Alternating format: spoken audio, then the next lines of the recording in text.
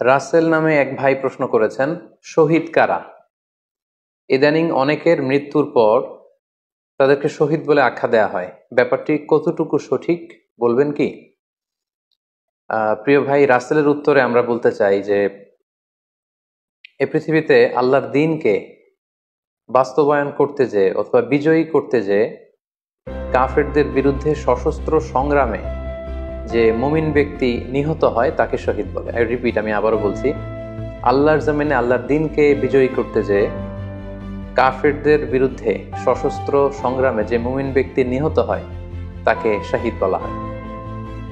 সহিহ বুখারীর বর্ণনায় এসছে যে সাহাবারা আল্লাহ রাসূল সাল্লাল্লাহু আলাইহি সাল্লামকে জিজ্ঞেস করেছিলেন যে, হে আল্লাহ রাসূল, কারা আল্লাহর রাস্তায় জিহাদ করছে এটা আমরা কিভাবে বুঝবো?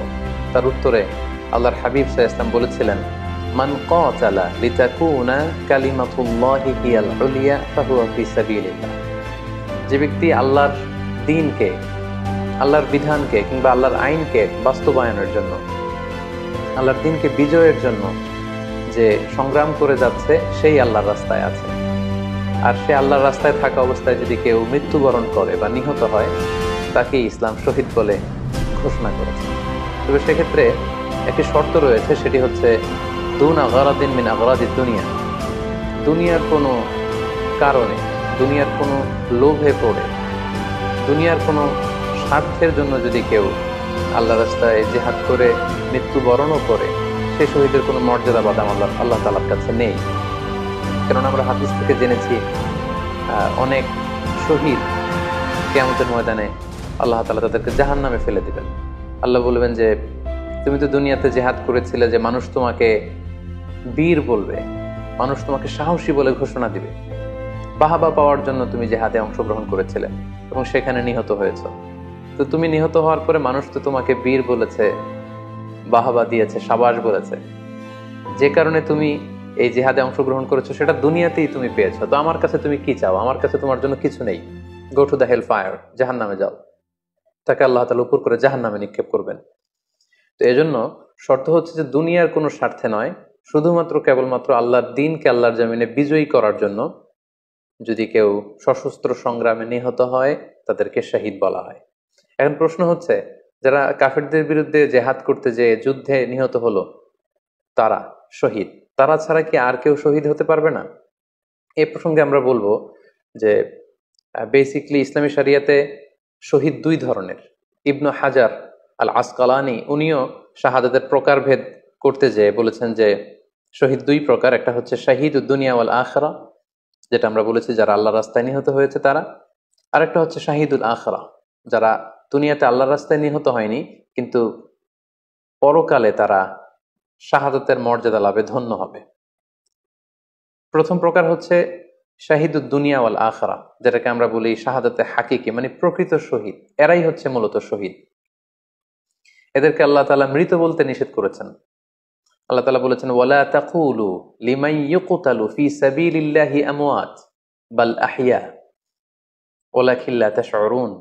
যারা আল্লাহর রাস্তায় জীবন দিয়ে নিহত হয়েছে তাদেরকে তোমরা মৃত বলো না, বরং তারা জীবিত। অন্য এক আয়াতে এসেছে বাল আহিয়াউন ইনদা রাব্বিহিম ইউরযাকুন, তারা জীবিত এবং আল্লাহর কাছে তারা রিজিক প্রাপ্ত, আল্লাহ তাআলার পক্ষ থেকে তারা রিজিক প্রাপ্ত। তাদের মর্যাদা আল্লাহ তাআলার কাছে এত বেশি যে তাদেরকে নিহত হওয়ার পরে কোনো জানাজার আগে গোসল দিতে হয় না। তাদের রক্তাক্ত দেহটাকেই সরাসরি জানাজার পরে দাফন করে দিতে হয়, কেননা সেই ঝরঝরে রক্ত নিয়ে তারা সেদিন কিয়ামতের দিবসে আল্লাহ তাআলার দরবারে তারা হাজির হয়ে যাবে। এবং আমরা যদি কোরআনের দিকে তাকাই, কোরআন আমাদেরকে জানিয়েছে আনা আমাল্লাহু আলাইহিম মিনান নাবিয়িন ওয়াস সিদ্দিকিন ওয়াশ শুহাদাই ওয়াস সালিহিন, মানে সবচেয়ে শ্রেষ্ঠ তাবাকা বা দারাজা হচ্ছে নবীদের দারাজা, নবীদের পরে হচ্ছে সিদ্দিকিনদের দারাজা, এবং সিদ্দিকিনদের পরেই যাদের মর্যাদা আল্লাহ তাআলার কাছে সবচাইতে বেশি তারা হচ্ছে শুহাদা। এজন্য প্রতিটি মুমিনের জীবনের আকাঙ্ক্ষা বা তামান্না থাকা উচিত তারা যেন শাহাদাতের মৃত্যু আল্লাহ তাআলার কাছে কামনা করে।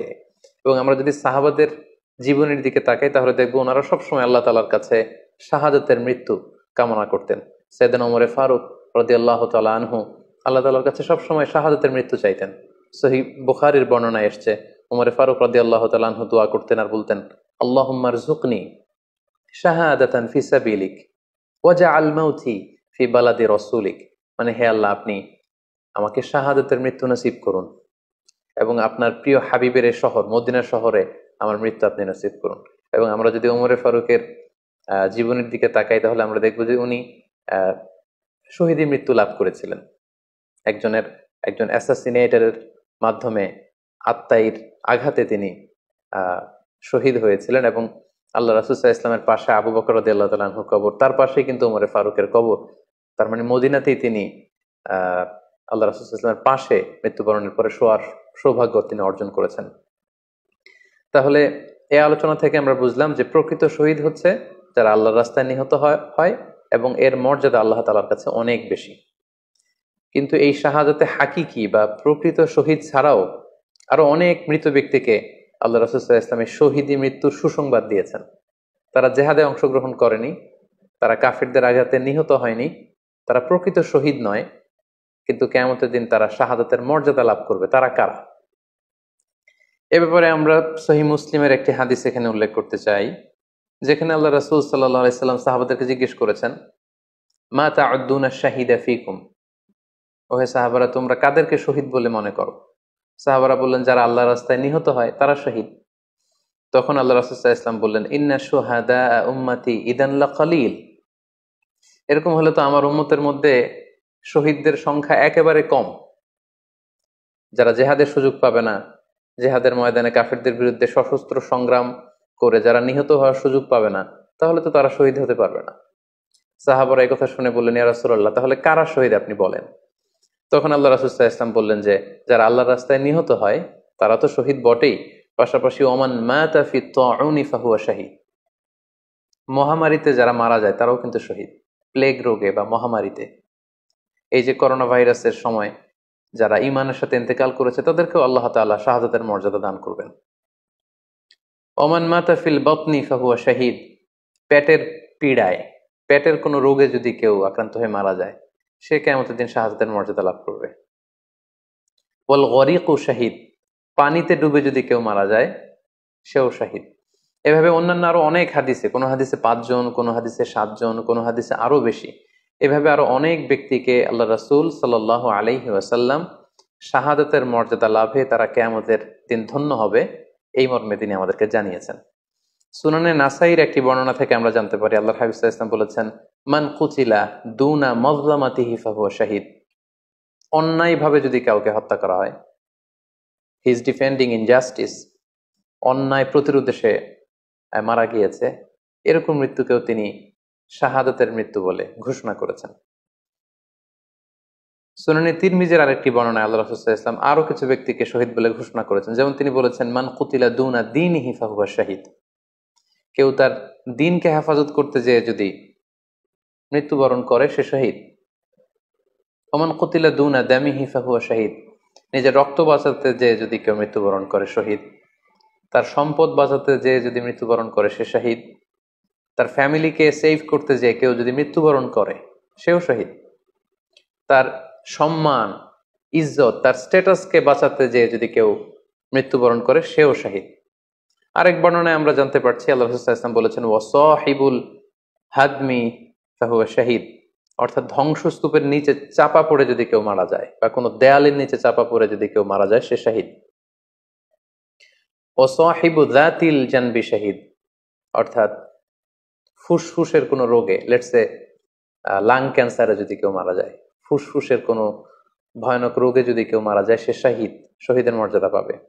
আল হারিকু শাহীদ, আগুনে পড়ে যদি কেউ মারা যায় সেও শহীদ। ওয়াল মারআতু তামুতু বিজুমইন শাহীদ, বাচ্চা পেটে ধারণ করেছে, অর্থাৎ গর্ভবতী মা যদি এই প্রেগন্যান্সির কারণে কিংবা বেবি ডেলিভারি করতে যেয়ে যদি মারা যায় সেও কিন্তু শহীদদের কাতারে দাঁড়াবে। এভাবে আমরা বিভিন্ন হাদিসের আলোকে এবং আল্লাহ রাসূল সাল্লাল্লাহু আলাইহি ওয়াসাল্লামের সুসংবাদ বাণীর আলোকে আমরা বুঝতে পারি যে আল্লাহর রাস্তায় যারা জেহাদ করে আল্লাহর দ্বীনকে বিজয়ী করতে যে মৃত্যুবরণ করেছে তারা হচ্ছে প্রকৃত শহীদ। তাদের মর্যাদা আল্লাহ তাআলার দরবারে অনেক অনেক বেশি। কিন্তু এই শহীদ ছাড়াও আরো অনেক ধরনের মৃত্যুকে আল্লাহর হাবিব সাল্লাল্লাহু আলাইহি ওয়াসাল্লাম শাহাদাতের মৃত্যুর সাথে ঘোষণা করেছেন। সো যারা জেহাদে মারা গেল তারাই শহীদ, বাকিদেরকে শহীদ বলা যাবে না, এই কথাটি ঠিক নয়। বরং আল্লাহ রাসূল সাল্লাল্লাহু আলাইহি ওয়াসাল্লাম নিজেই চেয়েছেন, তিনি বলেছেন যে তোমরা যদি শুধু এই এক শ্রেণীকে শহীদ বলো তাহলে তো আমার উম্মতের মধ্যে শহীদের সংখ্যা একেবারে কম। আর আমি চাই আমার উম্মতের মধ্যে থেকে অনেক সংখ্যক লোক এই শাহাদাতের দারাজা, এই মর্তবা, এই মর্যাদা লাভ করে ধন্য হোক। তাই আমরা যে কেউ একটি বর্ণনার কথা বললাম, এছাড়াও আরো অনেকগুলো বর্ণনা আছে এই ধরনের মৃত্যু যারা বরণ করেছে, লেটসে পানিতে ডুবে, আগুনে পুড়ে, পেটের পীড়ায়, নিজের সম্পদ বাঁচাতে যে, অন্যায়ের প্রতিরোধ করতে যে, সন্তান ভূমিষ্ঠ করতে যে, এরকম যত ধরনের মৃত্যু রয়েছে এ ধরনের মৃত্যুকে আল্লাহ রাসূল সাল্লাল্লাহু আলাইহি ওয়াসাল্লাম শহীদী মৃত্যু বলেছেন। এবং কিয়ামত দিবসে এই সমস্ত লোকেরাও তারা শাহাদাতের মর্যাদা লাভে ধন্য হবে ইনশাআল্লাহ। আশা করি প্রশ্নের উত্তর আপনি পেয়েছেন। আল্লাহ তাআলা আমাদের সবাইকে সঠিকভাবে ইসলাম জানার, বুঝার এবং সে অনুযায়ী মানার তৌফিক দান করুক। হাযা মা ইনদি ওয়াল ইলমু ইনদাল্লাহ আলাইহি তাওয়াক্কালতু ওয়া ইলাইহি উনীব। ওয়াসসালামু আলাইকুম ওয়া রাহমাতুল্লাহি ওয়া বারাকাতুহু।